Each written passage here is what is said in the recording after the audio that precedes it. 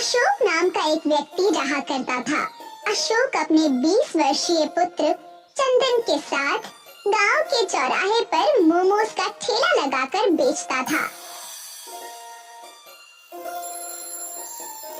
एक दिन की बात है, अशोक चंदन के साथ काम पर जा रहा था कि तभी उसकी 17 वर्षीय पुत्री अनीता उससे बोली, पिताजी, मुझे कुकिंग का कोर्स करना है और उसके लिए अलग से फीस जमा करनी है। अब ये कौन सा नया चोचला है? पिताजी, कुकिंग मतलब खाना बनाने का कोर्स। हमारे जमाने में ये बेकार की बातें नहीं हुआ करती थी। अरे तुम्हारी माँ इतना अच्छा खाना बनाती है, फिर तुम्हें ये बेकार का कोर्स करने की क्या जरूरत है? मैं फालतू में पैसे नहीं खर्च कर सकता। अशोक की बात सुनकर उसकी पत्नी बिंदु उससे कहती है, आपका जमाना कुछ और था जी, अब जमाना बदल गया है। बिटिया का दिल मत तोड़ो। तो बिटिया को रेस्टोरेंट में जाकर खाना बनाना है। अरे अपनी ससुराल में चूल्हा चौकी ही करनी है। वैसे भी इस वर्ष मैं इसकी पढ़ाई छुड़वा दूंगा। इतना कहकर अशोक अपने पुत्र चंदन के साथ गांव के चौराहे पर मोमोज बेचने चला गया। अशोक चौराहे पर पहुंचा ही था कि तभी वहां पर गांव का मुखिया आ गया। और सुनाओ अशोक, क्या हाल चाल है? ईश्वर की कृपा है मुखिया जी। तुम्हारा बेटा चंदन अब तो काफी बड़ा हो गया है। अब तुम्हें इसके विवाह की तैयारी करनी शुरू कर देनी चाहिए। वैसे भी अब तुम्हारा काम में हाथ बटाने लगा है। बात तो आप बिल्कुल सही कह रहे हैं, मगर मैं चाहता हूँ कि पहले मैं अपनी पुत्री अनीता का विवाह कर दूं। अनीता तो अभी केवल 17 वर्ष की है अशोक। सबसे पहले तो तुम्हें उसे स्कूल से हटाना चाहिए, क्योंकि लड़कियों को पढ़ाने लिखाने से कोई फायदा नहीं होता है। अगर लड़कियां पढ़ लिख कर कुछ बन भी जाए तो वो पिता का सहारा नहीं बल्कि अपने पति का सहारा बनती है। पिता तो बेचारा उनके विवाह तले कर्ज में दब जाता है और बेटे हमेशा माता पिता की सेवा करते हैं। आप बिल्कुल सही कह रहे हैं मुखिया जी। आज मैं अपनी पत्नी से यही बात कह रहा था कि मैं कल ही अनीता को स्कूल से हटवा दूंगा। अगले दिन अनीता स्कूल जाने की तैयारी कर रही थी कि तभी अशोक अनीता से कहता है, तुम्हें आज से स्कूल जाने की कोई आवश्यकता नहीं है अनीता। अब तुम घर पर चूल्हा चौका संभालो। अशोक की बात सुनकर बिंदु क्रोधित हो जाती है। ये कैसी जाहिलों जैसी बातें कर रहे हैं आप? जाहिलों जैसी बातें नहीं कर रहा। वैसे भी कल अनीता की शादी हो जाएगी। भला इसके पढ़ने लिखने से हमें क्या फायदा होगा? आपने हमेशा अनीता से ज्यादा चंदन को महत्व दिया है। आप चंदन के प्यार में इतना खो गए हैं कि आपको चंदन में कोई बुराई नजर नहीं आती। कभी पूछा है आपने कि ये आधी रात को घर पर क्यों आता है? आखिर कहाँ जाता है, ये क्या करता है? चंदन लड़का है बिंदु, और लड़के शाम के बाद घर पर नहीं बैठते बल्कि वो अपने दोस्तों के साथ बैठते हैं। महीने में 10 दिन ही आपके साथ काम पर जाता है और बाकी के 20 दिन सिवाय आवारागर्दी के कुछ नहीं करता। पढ़ाई लिखाई तो कभी चंदन के दिमाग में घुसी ही नहीं। अपनी पत्नी की बात सुनकर अशोक पैर पटकता हुआ चंदन के साथ गांव के चौराहे पर ठेला लेकर चला गया और गुस्से में चंदन से कहता है, मैं जानता हूँ तुम्हारी माँ बहुत जिद्दी है। वो अनीता की पढ़ाई किसी भी कीमत पर नहीं छुड़वाएंगी। मेरी समझ में नहीं आता पिताजी कि आखिर माँ को मुझसे क्या दुश्मनी है। वो हमेशा मेरे खिलाफ आपको भड़काती रहती हैं। दिल छोटा मत करो। वो अभी जानती नहीं है ना कि पुत्र ही माता पिता का सहारा बनते हैं। पुत्रियाँ तो पराई हो जाती हैं। समय ऐसे ही बीतता रहा।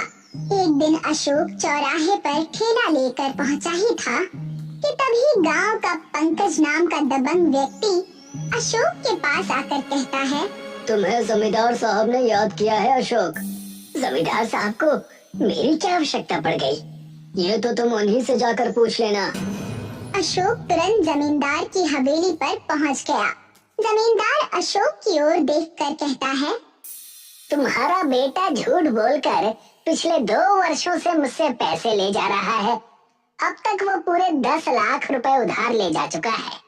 किस तरह का झूठ बोलकर? यही कि तुम्हें कैंसर है और वो तुम्हारा इलाज करवा रहा है। कल मुझे पता चला कि वो सारे पैसे जुए में उड़ाता है। कल मैंने अपने पैसे मांगे तो वो गांव छोड़कर ही भाग गया। अब उसके रकम की भरपाई तुम पूरी करोगे। जमींदार साहब, मेरा बेटा ऐसा नहीं कर सकता। मैंने अब तक पूरे 10 लाख रुपए दिए हैं, वो भी लिखा पढ़ी से। मैं तुम्हें 10 दिन की मोहलत दे देता हूँ। अगर 10 दिन में मेरे 10 लाख रुपए मुझे वापस नहीं मिले तो मैं तुम्हें तुम्हारे ही घर से धक्के देकर बाहर निकाल दूंगा। अशोक मुंह लटकाकर अपने घर पर आ गया और सारी घटना रोते हुए अपनी पत्नी को बताने लगा।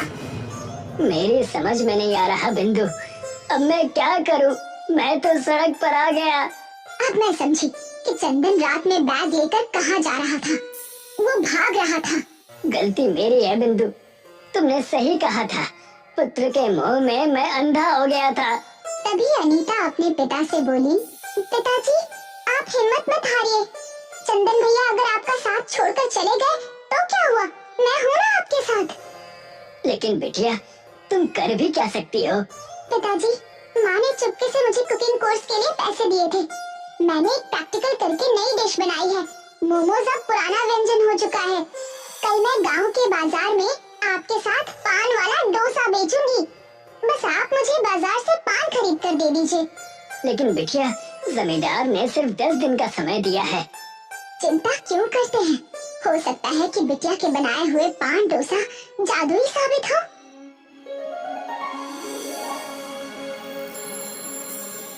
अगले दिन अशोक ने बहुत सारे पान अनीता को लाकर दे दिए।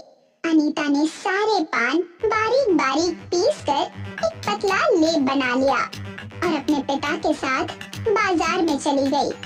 बाजार में अनीता ने एक बड़ी सी कढ़ाई में गर्म तेल डालकर पान का लेप डाल दिया। कुछ ही देर में वो एक चपाती जैसा बन गया और उसे डोसे का आकार देकर ऊपर से बहुत सारा मक्खन लगा दिया। कुछ ही देर में अनीता के बने हुए पान डोसे की महक चारों ओर फैल गई। तभी एक ग्राहक दौड़ता हुआ वहाँ पर आकर बोला, ये किस तरह का डोसा है? ये पान डोसा है। इस तरह के डोसे के बारे में तो ना मैंने कभी सुना है और ना ही कभी देखा है। एक बार जब इसे खाकर देखोगे तो इसका स्वाद जीवन भर नहीं भूल पाओगे। एक डोसा कितने का है? 250 रुपए का है। मैं अपनी मालकिन के साथ यहाँ पर आया था, मैं अभी उन्हें बुलाकर लाता हूँ। कुछ देर में वो ग्राहक एक सुंदर और सभ्य दिखने वाली महिला को वहाँ पर बुला लाया। वो सभ्य महिला अनीता से बोली, मैं पड़ोस के गांव की जमींदार की पत्नी कजरी हूँ। 3 दिन बाद मेरी बेटी की शादी एक कलेक्टर से हो रही है। मैं इस गांव में किसी रसोइये की तलाश में आई थी जो कोई नया व्यंजन बना सके, पर तुम्हारा पान डोसा देखकर मुझे विश्वास हो गया है कि इससे नया व्यंजन कोई नहीं बना सकता। क्या तुम मेरे सारे बारातियों के लिए पान डोसा बनाकर तैयार कर सकती हो? हाँ, कर सकती हो ना। बस आप एक बार मुझे मौका देकर तो देखिए। ठीक है, अगर तुम्हारे बने हुए पान डोसे मेरे घर आए सारे बारातियों को पसंद आ गए तो फिर मैं तुम्हें इस काम के 15 लाख रुपए दूंगी। चलो मेरे साथ।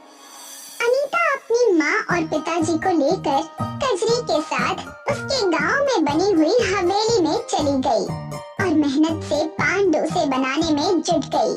3 दिन के अंदर अनीता ने अपनी मेहनत और लगन से सारे बारातियों के लिए पान डोसे बनाकर तैयार कर लिए। एक बाराती पान डोसा खाकर चीखता हुआ कहता है, मैंने भारत के हर हिस्से में डोसे खाए हैं, मगर इससे स्वादिष्ट डोसा मैंने कभी अपने जीवन में नहीं खाया। सभी को अनीता के हाथ के बने हुए पान डोसे बहुत ही ज्यादा पसंद आए। ये देखकर कजरी खुश होते हुए अनीता से बोली, तुम बहुत ही मेहनती लड़की हो। तुम्हारी जगह यहाँ नहीं बल्कि किसी 5 स्टार होटल में होनी चाहिए। मैं तुम्हें 15 लाख रुपए देने के अलावा शहर के टॉप 5 स्टार होटल से पान